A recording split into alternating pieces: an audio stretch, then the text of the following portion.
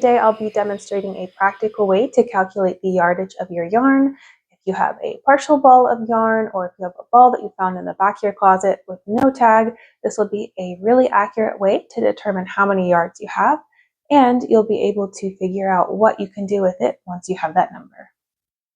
This process involves weighing a sample length of yarn and getting the ratio of the length to the weight, and then using that ratio to calculate the full yardage with the full weight of the yarn. Let's walk through this methodical approach. For this technique, you'll need a digital kitchen scale that can measure in grams, a yardstick, and your unknown yarn. Optionally, you can have paper and a pen for notes. First, I'll measure 10 yards of the mystery skein. I'm going to be using this yardstick to measure out 10 yards.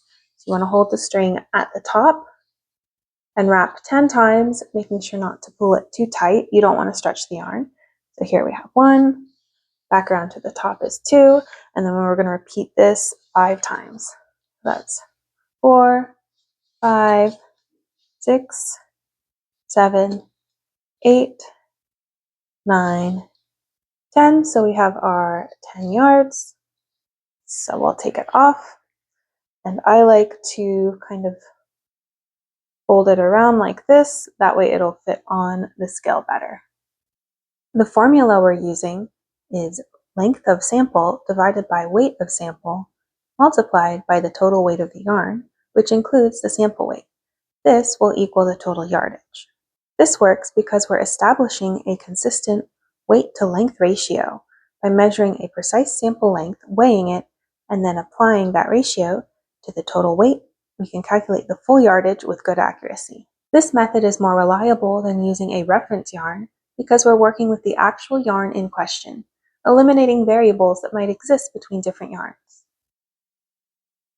Now I'll weigh the 10-yard sample on the scale. I'm going to be very careful to only put the sample on the scale. So that's the 10 yards that we measured out. It looks like 10 yards is equal to 4 grams. My 10-yard sample weighs 4 grams.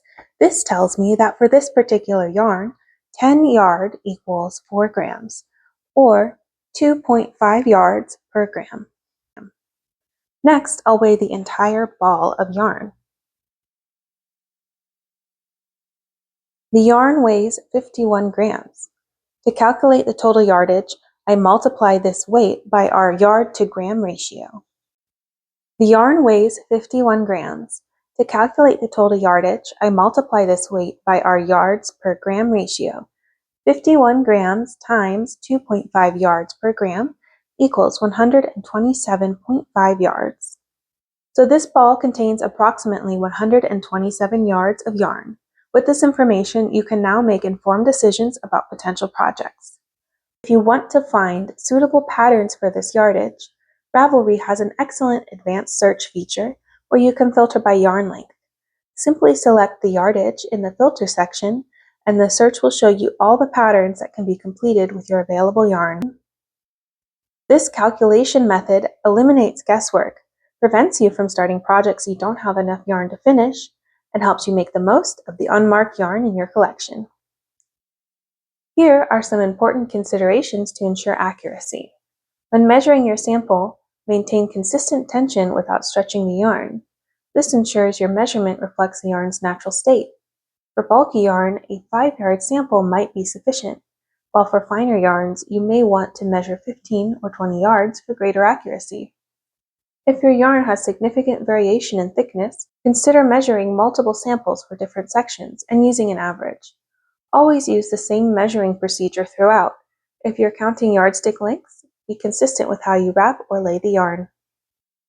This method of calculating yarn yardage by a measured sample is precise and accurate for any type of yarn.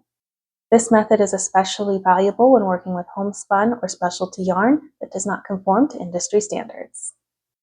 Let me know if you found this technique helpful, and if you measure the yardage of yarn by weight, or if you have another method that works just as well.